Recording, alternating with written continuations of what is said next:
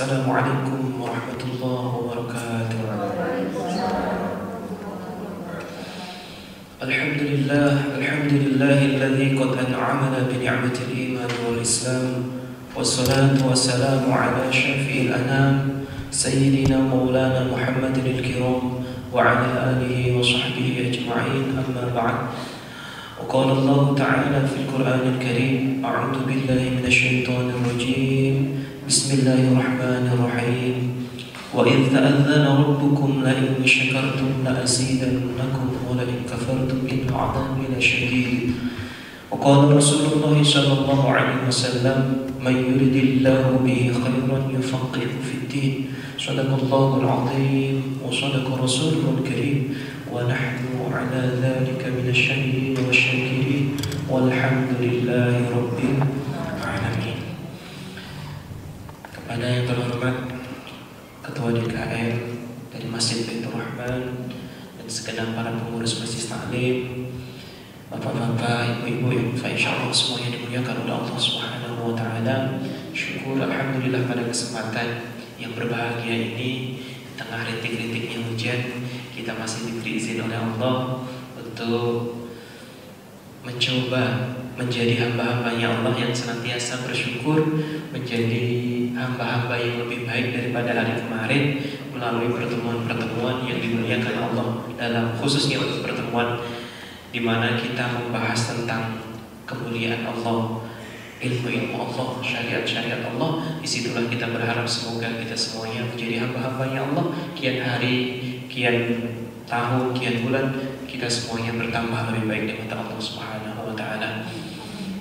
Salawat dan salam kita haturkan karena junjungan kita Nabi Muhammad sallallahu alaihi wasallam, karena beliaulah yang telah mengajarkan kita nilai budi pekerti luhur, sehingga kita semuanya berusaha menjadi umatnya yang insyaallah senantiasa berjuang untuk terus mengikuti dari apa yang telah diajarkan oleh beliau, sehingga kita bisa menjadikan beliau uswatun hasanatun fid dunya wal akhirah, sebagai uswatun hasanah, sebagai suri tauladan yang kita bisa terapkan di kemuliaan dunia dan akhirat. Amin ya rabbal alamin.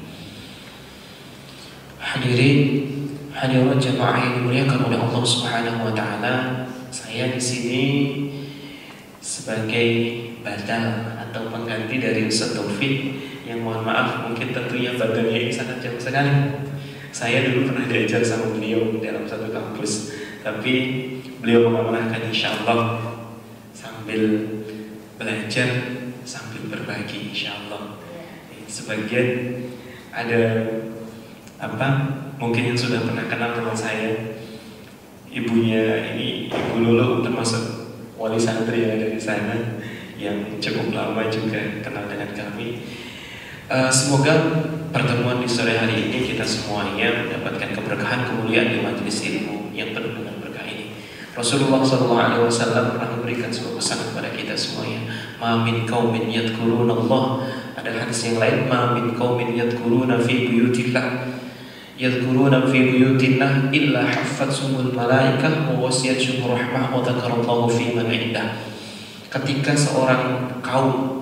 kaum itu berkumpul, di mana perkumpulan tersebut itu menyebut nama Allah. Bahkan hadis yang lain, ketika berkumpul itu di Baitullah, di rumahnya Allah, masjid dan mushola, illa haffatsumul malaikah, kecuali malaikat tersebut itu akan turun menghampiri orang-orang yang berkumpul menyebut nama Allah tersebut.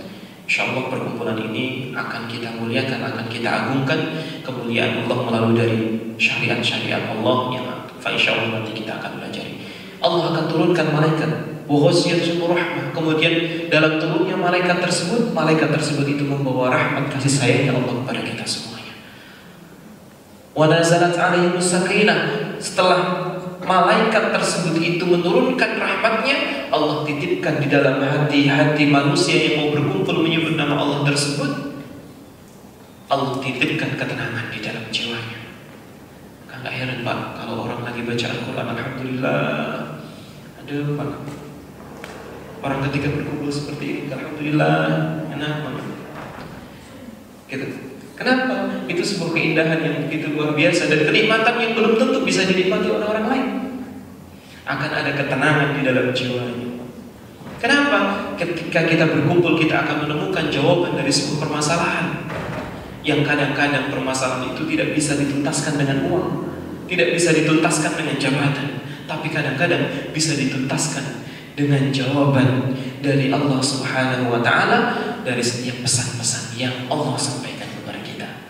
Yang lebih mulia lagi ketika manusia mau berkumpul dan menyebut nama Allah, wa dzakarallahu fi man indah, dan Allah akan menunturkan nama-nama orang yang berkumpul tersebut di hadapan para malaikatnya Allah, di hadapan para makhluk-makhluknya Allah yang ada di langit sana.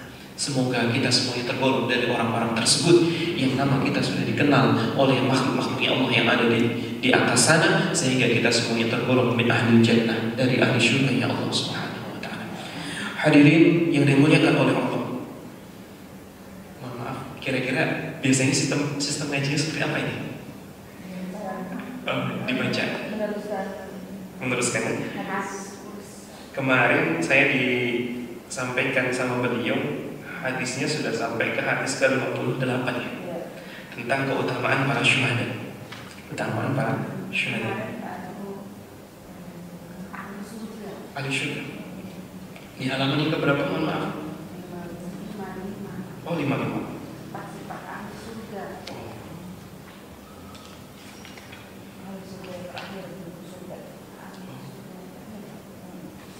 Berarti kelewat berarti kemarin Sofi. Saya sudah bawa bahan padahal yang itu. Gitu ya. Nanti insya Allah yang diteruskan sama Ustaz Taufik atau mungkin bisa dilanjutkan. Baik, Bismillahirrahmanirrahim. Biasanya dibaca sama jemaah atau kita yang baca? Jemaah. Baca bersama ya.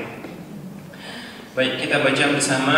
Semoga lisan kita semuanya pernah berucap seperti apa yang diucapkan Rasulullah SAW, dan ucapan tersebut itu akan menjadi bukti bahwa kita semuanya pernah berikrah, mencoba untuk memahami, mencoba untuk mengerti, mencoba untuk terus berusaha mengikuti dari langkah jejak kaki beliau dalam setiap kehidupan kita semuanya. Baik, kita baca bersama. Bismillahirrahmanirrahim. Sa'alna Abdullah huwa ibnu Mas'ud radhiyallahu anhu an hadhihi al-ayah wa la tahsabanna alladhina qutilu fi sabilillahi amwatan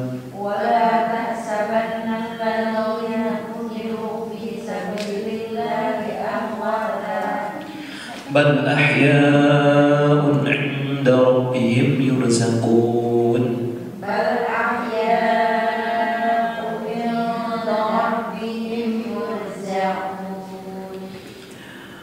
Amma inna qad sa'alna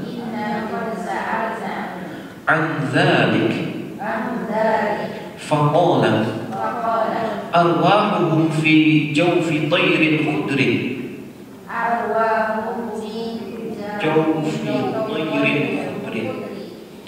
laha qanadil mu'allaqatun bil 'arsy tasrahu minal jannati haitsu sya'at thumma ta'wi ila tilkal qanadil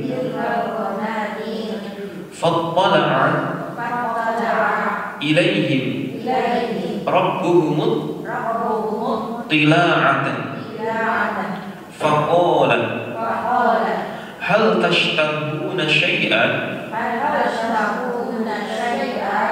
qalu ayyu syai'in nashtahi wa nahnu nasrahu minal jannah haitsu syi'na fa'ala dhalika bihim ثلاث مرات فلما رأوا أنهم لن يتركوا من Ayyus'alu qalu ya Rabbi nuridu antarudda arwahana fi ajsadina hatta nuqtala fi sabilika marratan ukhra falamma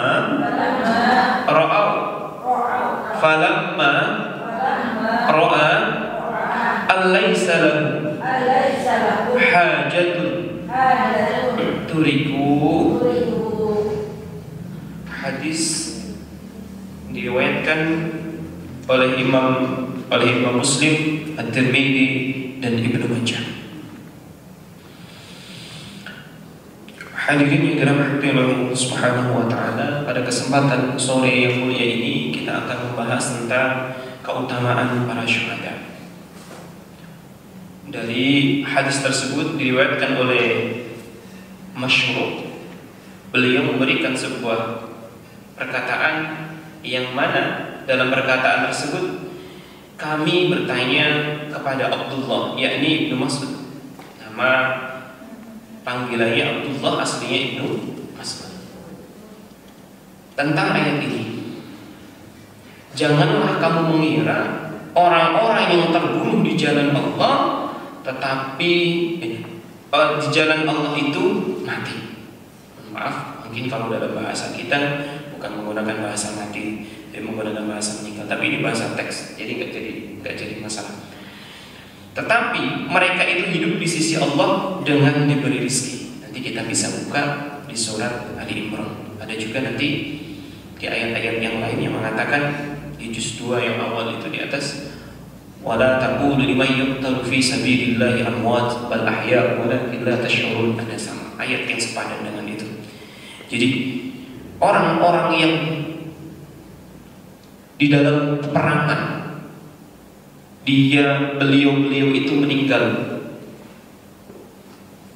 orang-orang munafik, orang-orang kafir selalu mengatakan,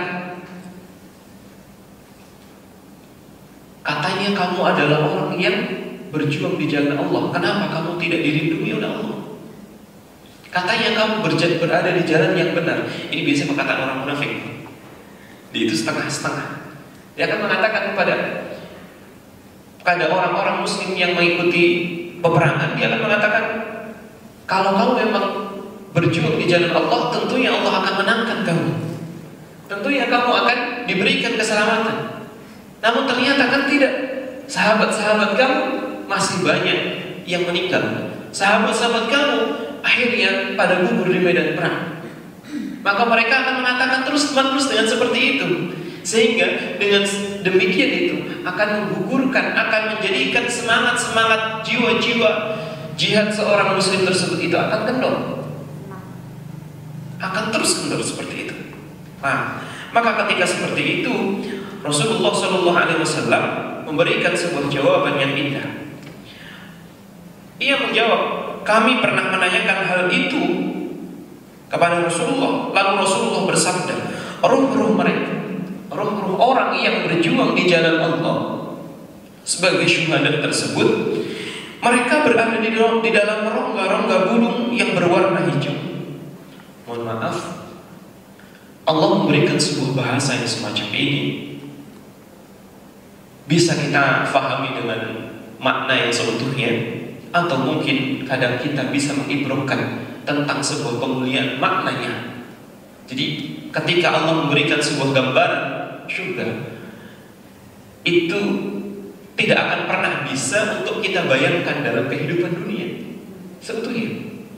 Maka ada sebuah hadis, dalam hadis tersebut itu mengatakan, a'adtu li'ibadish sholihin, aku sudah menyediakan kepada hamba-hamba yang soleh, ma la 'ainun ra'at, sesuatu yang ada di surga tersebut itu sesuatu yang indah yang tidak pernah kamu lihat, wala udhunun sami'at, dan keindahan tersebut itu tidak pernah kamu dengarkan, wala hadira bihi qalbul muslim, dan tidak akan pernah terbesit di dalam hati seorang muslim. Ketika kita mendengar dalam rongga burung yang berwarna hijau, itu jangan kemudian kita menanyakan, nanti burungnya seperti apa ya? Kira-kira rongganya itu seperti apa? Karena hal tersebut itu tidak menambahkan keimanan di dalam jiwa kita. Yang perlu kita ambil ibrahnya, bahwa orang-orang yang meninggal dalam sebuah peperangan tersebut Allah letakkan di tempat yang mulia. Terus apa isyarat tersebut dalam bentuknya? Yang mempunyai lampu-lampu yang tergantung di arsy. Jadi ketika kita membayangkan keindahan arsy tersebut, tempat yang begitu mulia tersebut, itu Allah hiasi dengan keindahan yang begitu luar biasa. Seakan-akan orang yang meninggal dalam kondisi syahid, orang tersebut mendapatkan jaminan berada di syurga. Jadi mohon maaf, kadang-kadang kita perlu untuk mengartikan sesuatu itu dengan yang kadang-kadang pertanyaannya tidak menambahkan keimanan. Contoh, kalau sama kadang-kadang ada yang namanya kadang-kadang anak santri itu bertanya ketika orang masuk kamar mandi itu berkata, Allahumma inni a'udzubika minal khubusi wal khaba'is. Setan laki-laki ataupun setan perempuan, kita berlindung dengan itu gitu. Kadang-kadang anak santri cerita, enggak pernah ya, Ustaz, kalau sama yang buang hajat itu laki-laki, kira-kira yang godain setan laki-laki mau perempuan? Hal tersebut itu kan perlu ditanyakan dan nggak perlu ditanyakan gitu. Karena tidak ada tidak menambahkan keimanan. Jadi pokoknya kita ketika mendengar seperti itu, ya berarti kita perlu untuk berlindung. Terus kalau sama setan laki-laki itu kayak gimana? Itu nggak perlu untuk kita tanyakan. Apakah setan itu yang rasa-rasanya tidak perlu untuk ditanyakan yang semacam itu. Kalau memang itu menambahkan keimanan, perlu untuk kita bahaskan. Tapi kalau memang tidak perlu untuk menambah keimanan, ya nggak perlu untuk ditanyakan. Sama, saya itu sering kadang-kadang juga ditanya seperti itu. Di dalam sebuah cerita syurga itu selalu mengatakan, contoh di dalam surat Ar-Rahman atau surat Al-Waqiah itu ada keterangan wahurun 'ain ka'amsalil lu'lu'il maknun. Dan di syurga itu akan disediakan bidadari-bidadari yang dibahasakan dengan lu'lu'il maknun. Bidadari tersebut itu seindah mutiara. Kadang-kadang para ibu-ibu itu terus bertanya, nah kalau seorang laki-laki disediain bidadari, terus saya itu sama siapa? Seperti itu kan nggak perlu untuk ditanyakan. Ini hanya sebuah gambaran. Allah itu memberikan sebuah kebahagiaan dengan caranya Allah sendiri, dan Allah yang memiliki kegembiraan tersebut. Allah bisa memberikan sebuah kegembiraan tanpa sebuah bergelimangnya harta. Itu kuasanya Allah. Maka kita belajar, ada hal yang kadang-kadang perlu untuk kita tanyakan, dan ada perlu yang kadang-kadang hal tersebut itu tidak perlu untuk kita tanyakan karena itu tidak menambah keimanan seseorang. Baik, kita lanjutkan. Mereka pergi ke surga kemana saja mereka suka. Jadi seakan-akan orang yang meninggal dalam kondisi syuhada tersebut itu sudah berada di surga. Namun mereka masih berada di dalam rongganya burung. Bisa kemana-mana, melihat kemana-mana, tapi belum bisa untuk menapaki surga. Kemudian menempati lampu-lampu tersebut. Bayangkan kita, di atas ada lampunya, kemudian burung tersebut itu hinggap kemana-mana di antara lampu-lampu yang ada di atas tersebut. Ketika roh mereka melongok mereka, artinya melihat dengan hal tersebut, Allah berfirman, apakah kalian menginginkan sesuatu? Mereka menjawab, apa lagi yang kami inginkan? Ini jawaban sebuah pertanyaan dibalikkan dengan sebuah pertanyaan. Seakan-akan tidak ada yang perlu untuk dimintakan lagi ketika sudah seperti ini, sudah begitu nyaman. Allah mengatakan kepada para syuhada tersebut yang sudah tiada, berada di rongga-rongga burung tersebut, ditemui oleh Allah, apakah yang engkau inginkan? Kemudian para syuhada tersebut itu mengatakan, apalagi yang kami inginkan? Seakan-akan mereka bingung dengan dirinya sendiri, dengan kebahagiaan yang begitu sudah ada. Sama kadang-kadang kita punya anak, nah makanannya kurang apa? Kurang apa ya Maya? Perasaan udah enak berarti. Berarti kan udah enak ya. Kurang apa ya? Ini udah pantas. Kira-kira yang kurang apa? Kurang apa ya? Itu kan seakan-akan memang tidak terlihat kekurangannya. Begitu juga orang-orang yang berada di surga dalam kondisi syuhada, mereka tersebut itu tidak menemukan kekurangan dengan pelayanan dari makhluk-makhluknya Allah yang Allah berikan berkat dari perjuangannya di dunia tersebut. Padahal kami dapat pergi ke surga kemana saja yang kami suka. Allah bertanya demikian kepada mereka sebanyak 3 kali sampai mengatakan seperti itu. Dikatakan dengan bahasa 3 kali, ayu syai'in tashhadu. Mengatakan seperti itu. Apa? Haitsu syai', apa? Ma tashtahuna syai'an, apa yang kamu inginkan? Apa yang kamu inginkan? Mereka semua mengatakan, apa lagi ya? Jadi seakan-akan tidak ada rasa kurang di dalamnya. Allah memberikan sebuah balasan yang begitu mulia dan begitu agung. Ketika mereka tahu bahwa mereka terus ditanya, maka mereka mengatakan, wahai ya Rabb, kami ingin Engkau mengembalikan ruh kami ke dalam jasad-jasad kami sehingga kami terbunuh di jalan-Mu untuk kedua kalinya. Allahu Akbar. Perjuangan yang begitu berat. Namun ketika orang tersebut menemukan sebuah buah hasil yang begitu luar biasa, mereka akan mengatakan di hadapan Allah. Ditawarin Allah 1 kali, 2 kali udah nggak bisa menjawab. Ketika ketiga kalinya dia mengatakan, andai aku seumur ditawarin, maka aku akan mengatakan, izinkan aku untuk kembali ke dunia dan aku ingin berjihad kembali lagi di jalan Allah. Masya Allah. Padahal jihad itu berat, mengorbankan harta, jiwa, tahta. Nggak cuma sekedar dikorbankan, mereka semua mengalami kesakitan, mereka mengalami jerih payah yang begitu luar biasa. Namun ketika melihat seperti itu, dia akan mengatakan, balikan lagi ya Allah kalau memang ternyata aku diberi kesempatan supaya aku bisa berjuang lagi di jalan Allah yang kedua kali. Kalau kita Bu, kira-kira tawarin seperti itu, balik lagi ke dunia? Enggak lah, kita aja kalau seumpama ngerasa sekolah perasaan dulu udah susah payah gitu ya, setelah capek-capek lulus tawarin sekolah lagi biar pintar lagi, S2 aja udah cukup. Toh juga ini keluarga udah bahagia, kerja udah nyaman, balik sekolah lagi kayak malas banget. Nah, ini orang-orang yang berjuang di jalan Allah, mereka malah menginginkan seperti itu. Ketika Allah melihat bahwa mereka itu tidak punya keperluan lain, ini kan hanya bahasa basi ya, lantas mereka ditinggalkan oleh Allah. Artinya Allah sudah tidak perlu untuk mengkhawatirkan apa yang diinginkan oleh orang tersebut. Berarti ketika kita melihat hadis ini, jangan dianggap Allah itu tidak tahu apa yang diinginkan oleh orang-orang, makhluk-makhluknya itu bukan. Tapi ini hanya peribahasa. Karena makhluknya Allah maha tahu, tapi makhluknya Allah belum tentu tahu. Maka bertemu dengan Allah itu adalah sebuah kemuliaan yang luar biasa dari keindahan surga yang ada. Mohon maaf, Bapak-bapak, ibu-ibu, kenikmatan surga itu banyak. Bahkan di dalam Al-Quran itu kalau kita buka di surat Al-Rahman, Al-Waqiah itu cukup sudah memberikan sebuah gambaran.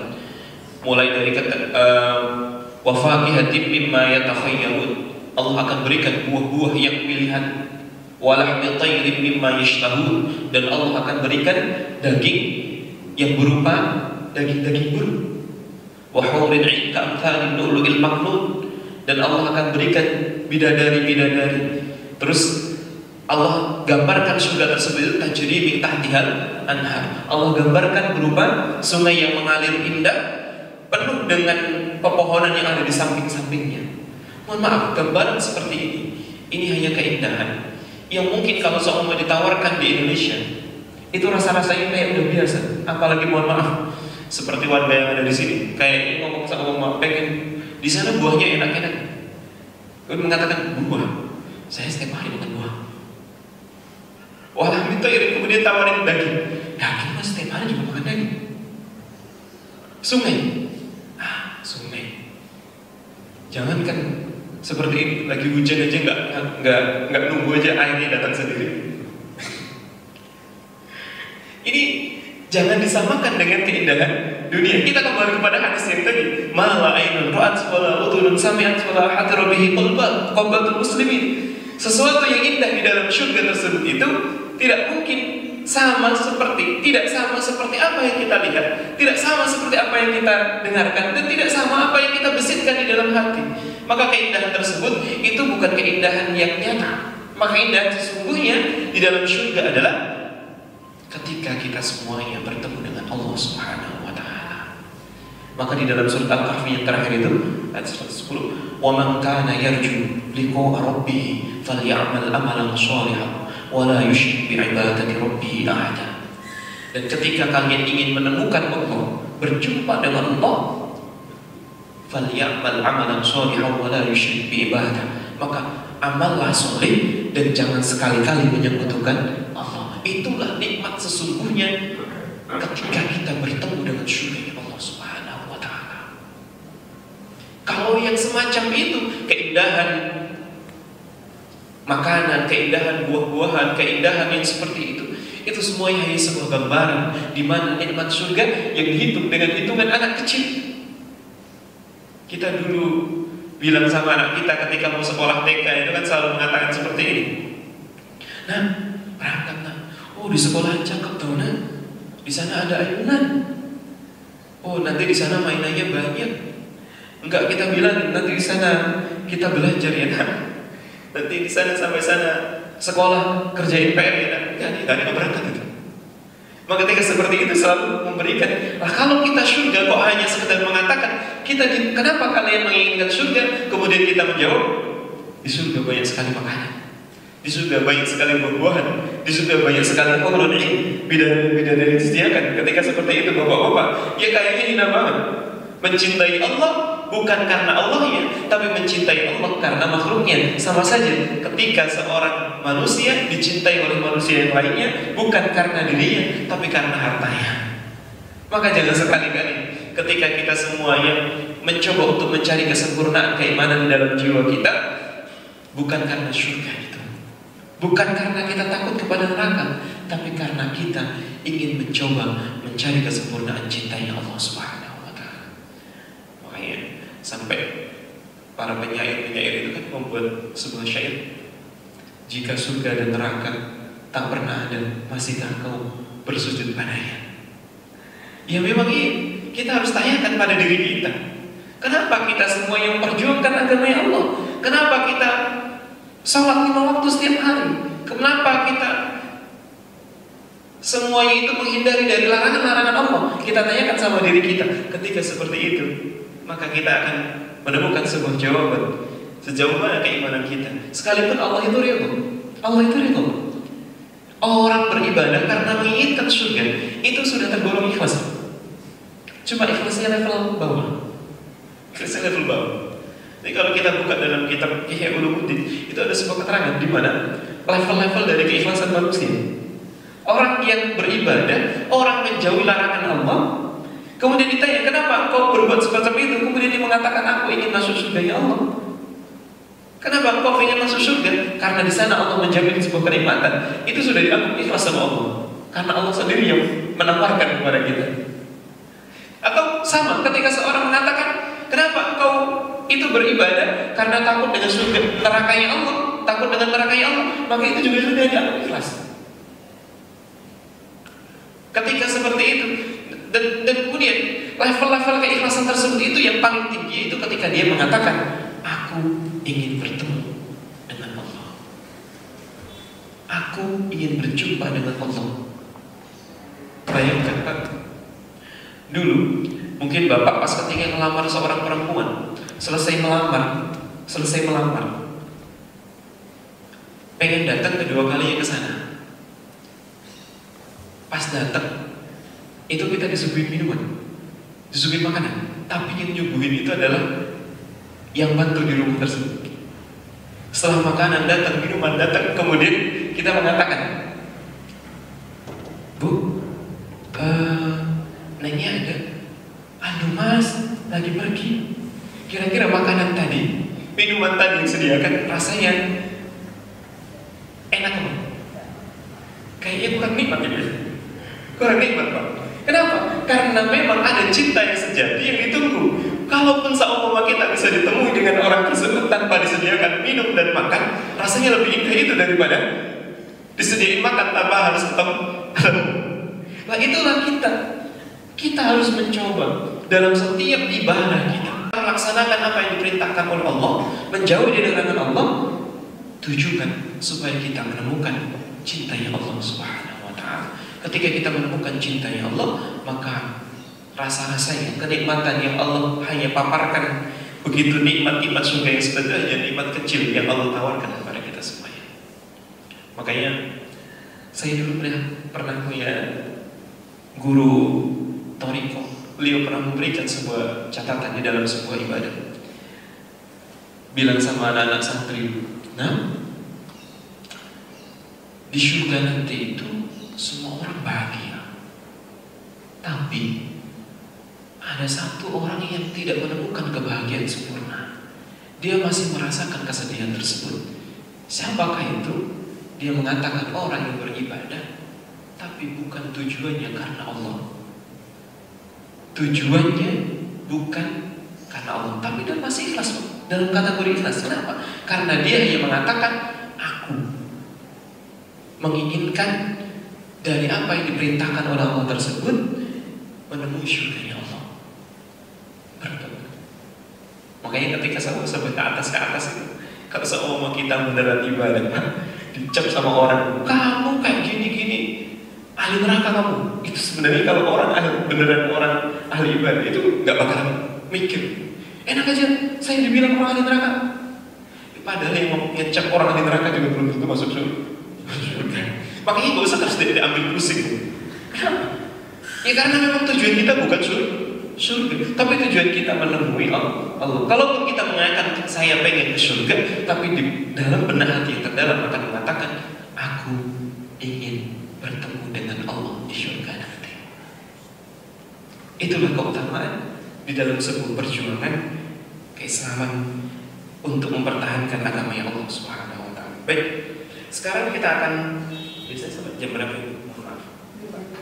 Jam 5 sampai jam 5. Sekarang saya ingin mengatakan, tadi kita membahas dari beberapa kata kuncinya. Di situ ada yang mengatakan dengan bahasa arwah.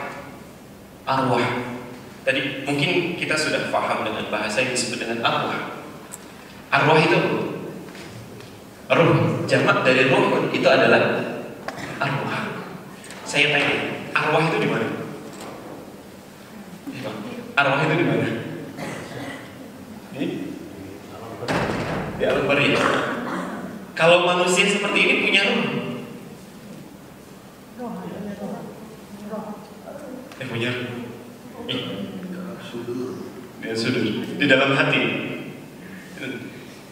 Kita itu ketika belajar yang semacam itu, kadang-kadang keimanan itu muncul tanpa harus terlihat. Itulah yang kadang-kadang kita harus yakini, karena manusia itu kadang-kadang akan percaya ketika semua itu terlihat. Dan padahal kita dibuktikan sama Allah bahwa kadang keimanan tersebut itu akan diharuskan ada tanpa harus menyaksikannya. Salah satunya adalah roh. Kita tidak tahu di mana letak roh itu ada. Yang jelas di dalam jiwa kita. Ketika roh Allah tiupkan, maka di roh tersebut manusia itu hidup. Dan kita nggak tahu apakah roh itu di tangan, apa di kepala, apa di hidung, apa di mana, kita nggak bakalan tahu. Karena memang roh tersebut itu hanya terkandung. Maka di dalam Al-Quran kata roh tersebut itu memiliki 4 makna. Nanti kita bisa lihat. Mungkin kita sering mendengar ada yang namanya Ruhul Qudus, gitu ya. Itu. Ruh di dalam Al-Quran itu memiliki beberapa makna. Ruh yang pertama bermakna al-kasairul arwahi illa anna Allah adhafahu ila nafsi tasrifan. Sesuatu yang Allah sandarkan kepada jiwa manusia sebagai kemuliaan. Karena orang ketika sudah mempunyai ruh berarti dia mulia pasti. Kalau nggak ada ruh, ya kemuliaan itu hilang. Kemuliaan itu hilang. Artinya tidak ada tanggung jawab yang lebih. Kalau orang sudah punya nyawa, berarti dia patut untuk dihormati, patut untuk dijaga darahnya, patut untuk dijaga kemuliaannya. Tapi kalau seumur sudah nggak ada ruhnya, ya berarti udah nggak ada hal-hal yang lain. Ya berarti udah selesai tanggung jawabnya. Ya kita sholatkan, kita kuburkan, udah selesai. Kita doakan kalau memang perlu untuk kita doakan. Itu selesai. Maka itu disebut dengan ruh. Maka ketika kita bertanya, di Al-Quran menentukan tentang ruh itu, wa yas'alunaka 'anil ruh, qul ruhu min amri rabbi wa ma utitum minal ilmi illa qalila. Dalam surat Al-Isra ayat ke-85. Dan mereka bertanya tentang ruh. Qul ruhu min amri rabbi, ruh itu urusan Allah. Urusan Tuhanku. Wa ma utitum minal ilmi illa qalila. Dan aku diberikan tentang pengetahuan ruh kecuali yang sedikit dulu. Orang kok berbicara tentang ruh tentang banyak itu kadang-kadang khawatir akan terplesetnya dengan ilmunya Allah, karena memang ruh itu sedikit. Dan mohon maaf, nggak ada itu yang namanya orang sudah meninggal kemudian ruhnya dipanggil. Kalau sama kadang-kadang kita juga aneh gitu, TV ditonton sendiri, nggak percaya sendiri, tapi dilihat-lihat lagi gitu kadang-kadang. Kita undang ruh, kadang-kadang ruh dimasukin di botol kayak gitu, tambah nggak karuan lagi. Yang seperti itu kadang kita ya tonton sendiri, dikomentarin sendiri, besok dilihat lagi. Yang aneh gitu. Oke, roh itu hanya sesuatu yang bersandar di dalam jiwa manusia. Contohnya yang semacam ini. Ketika nanti orang tersebut itu meninggal, maka orang tersebut itu hanya terpisah dengan rohnya. Orang yang meninggal itu hanya terpisah dengan rohnya. Dan roh tersebut itu Allah pindahkan di alam yang lain. Jasadnya masih ada. Maka banyak sekali sebuah perdebatan di dalam sebuah ilmu kalam, di dalam ilmu kalam atau tentang ilmu filosofi di nilai ketuhanan. Itu mengatakan orang itu ketika masuk di dalam kubur, mereka itu dianggap bagi orang yang tidak beriman tersebut itu roh dan jasadnya apa jasadnya saja. Itu banyak sekali berbicara. Namun yang jelas kita nggak perlu untuk mendebatkan itu dengan lebih panjang. Kenapa, Is? Yang penting kita mempercayai bahwa orang ketika berada di dalam kubur, orang tersebut itu ditanya oleh malaikat dan bertanggungjawab amalnya masing-masing. Kita nggak perlu untuk mendebatkan ruh apa jasadnya apa rohnya apa kedua-duanya, itu nggak penting. Yang penting kita percaya bahwa roh tersebut itu ada dan itu berada di dalam jiwa manusia. Kadang-kadang roh itu juga bisa hilang seketika kemudian balik lagi. Kita mungkin juga nggak paham ketika kita lihat kisah dari Ashabul Kahfi, itu tidur sampai ratusan tahun yang semacam itu ruhnya hilang, apa jasadnya masih utuh atau kayak gimana? Nyatanya jasadnya juga nggak kemana-kemana, nggak rusak. Namun di sebelahnya ada anjingnya yang ada di depannya udah menjadi tulang belulang. Itulah kuasanya Allah. Ketika Allah ingin menjaga ruhnya saja bisa, menjaga jasadnya saja juga bisa. Kuasanya Allah. Makanya ada orang yang sampai dikubur lama, ternyata pas dibongkar masih utuh. Itu kan Allah jaga jasadnya. Allah jaga jasadnya. Artinya Allah itu kuasa dengan segala-galanya. Memisahkan sesuatu yang tak terlihat. Kuasanya Allah, apalagi yang cuma terlihat, mobil yang di depan mata, harta yang di depan mata. Memisahkan itu sangat mudah sekali. Yang nggak terlihat saja Allah mampu untuk memisahkan, apalagi yang terlihat. Baik, yang kedua, ruh tersebut itu berarti tentang tiupan dari Jibril kepada Nabi Isa. Ada makanya Jibril itu juga disebut dengan Ruhul Amin. Ruhul Amin. Kenapa Jibril disebut dengan Ruhul Amin? Karena Jibril itu makhluk yang Allah titipkan untuk meniupkan di perut Ibu Maryam. Maka disebutlah Ruhul Amin. Fahamalathu bi'idni wa atayna Isa ibn Maryam al-bayyinati wa ayyadnahu bi Ruhil Qudus. Dan aku berikan Isa ibnu Maryam, putra dari Ibu Maryam, al-bayyinat, bukti-bukti, wa ayyadnahu, dan aku berikan tanda dari bukti tersebut bi Ruhil Qudus, dengan tiupan dari makhluk yang suci, yaitu Jibril. Jadi nanti ketika kita membuka Al-Quran, kata ruh itu bermakna ada ruh seutuhnya yang tadi kita menempel pada jasad kita. Ada ruh yang bermakna malaikat Jibril. Ada ruh yang bermakna dengan rahmat. Itu ada di dalam surat Yusuf. Wala tayasu min rauhillah. Cuma badannya biasanya ruh menjadi roh. rauhatillah, wala tayasu min rauhatillah. Janganlah engkau berputus asa dengan rahmatnya Allah. Artinya seperti itu. Maka kata ruh itu kadang dituliskan dengan bentuk yang sama, ada ruh, rauh. Ada juga ruh yang bermakna wahyu. Yunazzilul malaikatu birruhi min amrihi. Allah turunkan malaikat birruhi, bukan membawa ruh, tapi dengan wahyu, min amrihi, dari perintahnya. Kata ruh di dalam Al-Quran bisa berarti ruh yang kita pahami jasad menempel, bisa jadi tiupan dari malaikat Jibril, bisa berarti rahmat, bisa berarti wahyu. Inilah pentingnya kita nanti ketika kita belajar tentang Al-Quran, tidak hanya melewati dari sebuah terjemah, tapi nanti akan ada tarikhul, sejarah bahasanya. Kenapa dibahasakan seperti itu? Maka kalau kita tarik kata ruh itu dari kata roha aslinya. Roha atau rih itu berarti angin. Maka kalau orang nyebut istirahat itu pasti orang lagi selesai dengan sibuk kemudian mengatakan istirahat. Istirahat itu mengikuti mazhab istarah. Orang mencari angin. Maka orang istirahat itu biasanya diistilahkan dengan nyari tempatnya sejuk. Istirahat.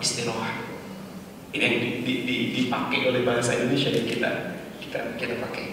Nah.